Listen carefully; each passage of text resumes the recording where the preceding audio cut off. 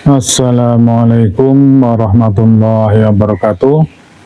Salam sejahtera, salam, Om Swastiastu, Namo Buddhaya, salam kebajikan, Rahayu Rahayu, salam akal sehat, presisi tinggi. Selamat datang di Sufi Ilmiah, ruang untuk mengungkap tabir hakikat spiritualitas dalam perspektif ilmiah eksakta. Bersama spiritual kuantum, kita jelajahi keterhubungan dan kebersambungan antara kesadaran, ilmu pengetahuan, dan ketuhanan menuju ma'rifatullah. Kami masih melanjutkan bahasan terdahulu, yaitu terkait dengan bagaimana menemukan Tuhan dalam perspektif ilmiahnya. Mungkin kita sedikit merefresh bahwa sebagai landasan berpikir, yaitu dengan menggabungkan beberapa teori.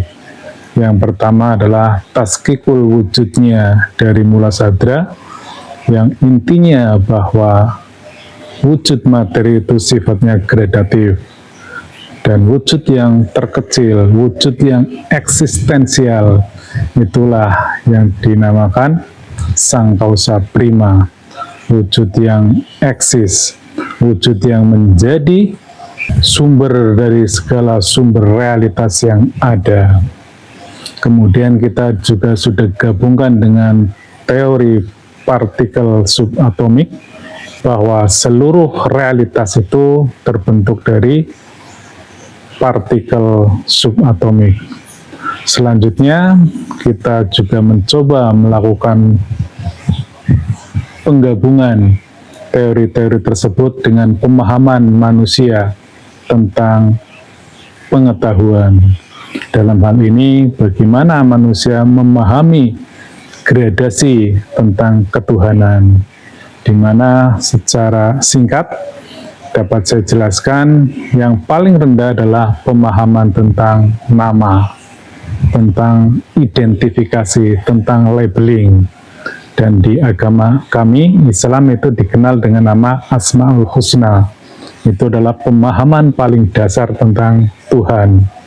Kemudian di atasnya ada pemahaman tentang sifat, tentang fungsi, tentang afal atau perbuatan, dan lebih atas lagi adalah tentang zat. Dan di level tersebut banyak dibahas pada perspektif akidah atau teologi. Dan yang lebih tinggi lagi ada pengetahuan tentang frekuensi dan gelombang, atau frekuensi dengan getaran. Dan sebagaimana yang kami sampaikan episode yang lalu, bahwa ilmu tasawuf dalam hal ini yang kami anut, yaitu Majelis Zikir Thorekot Naqsabaniyah Khalidiyah, kami menjalankan laku Thorekot Arwahi, sehingga kami mengkhususkan melakukan eksplorasi atas ruang-ruang ruhani. Selanjutnya, ternyata kaifiat-kaifiat atau amalan-amalan yang kita lakukan lebih kepada bagaimana melakukan dan melatih getaran-getaran yang ditimbulkan dari kolbu. Dan kalau kita cermati dalam perspektif ilmiahnya, maka kolbu itu yang paling dekat persinggungannya dengan ruhani kita. Sebagaimana kita pahami, man arofa nafsahu faqad arofa rubbah.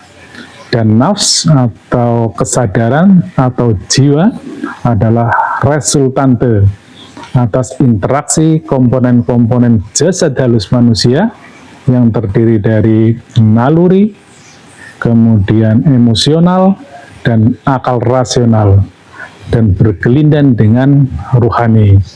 Itulah hasil dari interaksi tersebut menghasilkan kesadaran atau nafas. Dan selanjutnya, kalau kita cermati, ternyata seluruh entitas di semesta raya ini, baik itu hewan, tumbuhan, bahkan benda-benda yang kita anggap mati, semuanya mempunyai frekuensi, semuanya mempunyai getaran.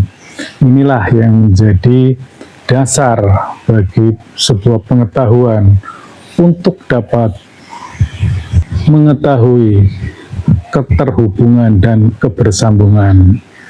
Para pemirsa dimanapun berada, karena kajian kami adalah kajian sufi ilmiah, jadi kami menemukan sebuah teori yang cukup menggelitik dan saya kira ini amat dekat persinggungannya dengan thorikot kami, yaitu teori tentang zero point energy, yang kurang lebih dimaknai bahwa dalam fisika kuantum, bahkan dalam kondisi vakum yang absolut sekalipun, sebuah partikel kuantum masih ada potensi energi laten.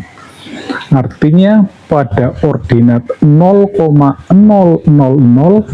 itu masih punya potensi energi yang laten. Dan menariknya lagi, potensi tersebut memungkinkan dapat menciptakan sebuah realitas baru ketika adanya fluktuatif medan kuantum. Nah, ini yang menarik. Jadi sebuah partikel subatomik yang dalam keadaan diam, yang sepertinya tidak mempunyai apa-apa, kosong, tetapi ternyata menyimpan sebuah energi atau potensi energi. Mari kita coba kita urai dalam hukum-hukum di alam ruhania. Tentunya agar pemahaman kita lebih presisi, kita gabungkan dengan teori Tesla, yaitu tentang semesta ini simetris. Artinya alam makrokosmos simetris dengan alam mikrokosmos, alam materi simetris dengan alam imateri. Bahkan menurut Sayyidi Syekh Profesor Qadirun Yahya menyatakan bahwa metafisika adalah fisika di alam meta, sehingga hukum-hukumnya akan sama saja. Berangkat dari kondisi tersebut, maka zero point energy di partikel subatomik dapat dibersamakan, dapat disimetriskan dengan kondisi ruhaniah kita yang dalam ordinat zero atau ordinat 0,000. Para pemirsa yang berbahagia, dalam torekot kami sudah biasa dikenal ordinat 0,00, yaitu sebuah gelombang mutlak, gelombang ketuhanan, gelombang yang di sana tidak ada muatan. Itulah gelombang mutlak, itulah gelombang ketuhanan. Dalam perspektif tasawuf, gelombang 0,00 itu dimaknai sebagai tidak adanya kemelekatan, tidak adanya harap berharap, tidak adanya presensi, tidak adanya kecenderungan-kecenderungan, tidak ada baik dan buruk, tidak ada senang dan susah. Intinya kita berada dalam kondisi stasioner. Itulah ordinat ketuhanan. Dan itu ternyata sama persis dengan teori zero point energy. Mari kita buktikan bahwa dalam jiwa atau dalam ruhani yang telah zero ternyata punya potensi yang luar biasa, yaitu sebuah fluktuasi latifah ilahiyah. Bagaimana caranya? Nah, ini kita sudah mengeksplorasi dalam sisi laku tarikatnya. Berdasarkan uraian tersebut, maka jelaslah Jadi bagaimana upaya kita agar ruhaniah kita berada dalam kondisi zero. Dalam metodologi Torekot kami punya sebuah metodologi yang baku. Jadi setelah kita para salik, para pencari jalan sunyi, setelah dibaiat, kita melakukan serangkaian aktivitas. Yang pertama adalah zikrullah, yaitu kita melakukan zikir dengan menghantamkan kepada titik kolbu. Saya kira ini sudah dijelaskan pada episode yang lalu. Yang intinya adalah agar kolbu itu menghasilkan sebuah getaran, dan getaran itu agar permanen. Oleh karena itu, zikir Allah yang ditembakkan ke dalam kolbu itu sifatnya permanen, sifatnya berkelanjutan. Sepanjang kita punya kesadaran, kita harus lakukan itu. Dan itu sifatnya sir, sehingga bisa dilakukan dengan berbarengan kita melakukan aktivitas kehidupan sehari-hari. Kemudian ada juga suluk.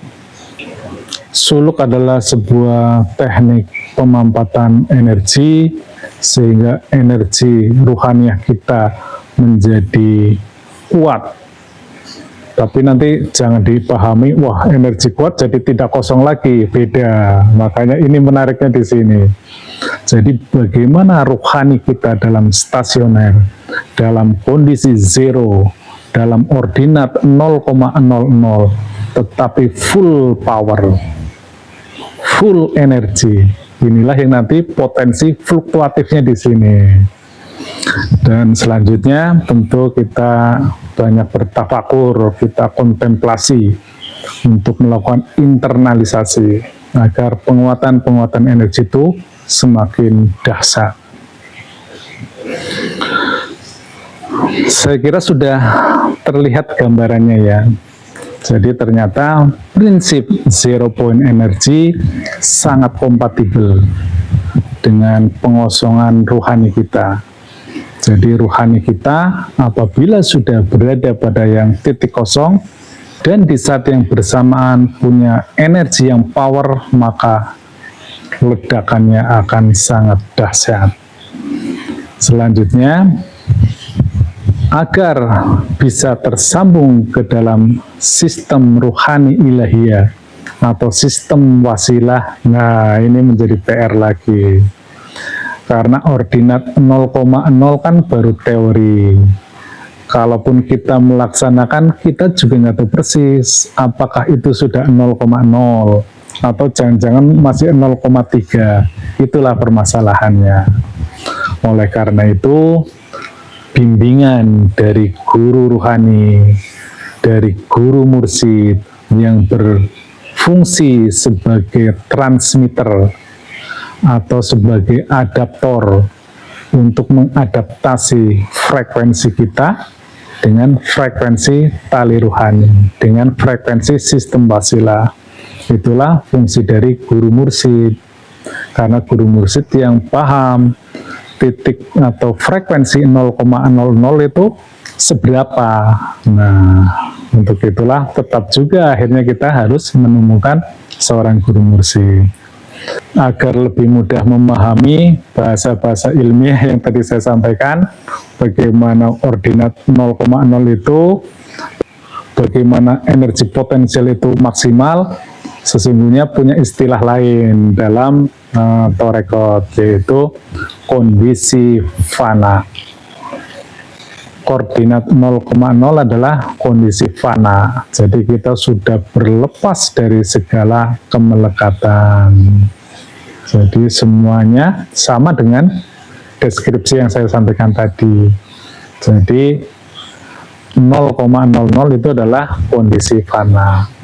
Kemudian fana itu pun harus terjaga, maka harus dalam kondisi bako. Jadi fana dan bako itu dalam terminologi tasawuf. Namun secara ilmiahnya adalah kita dalam kondisi 0.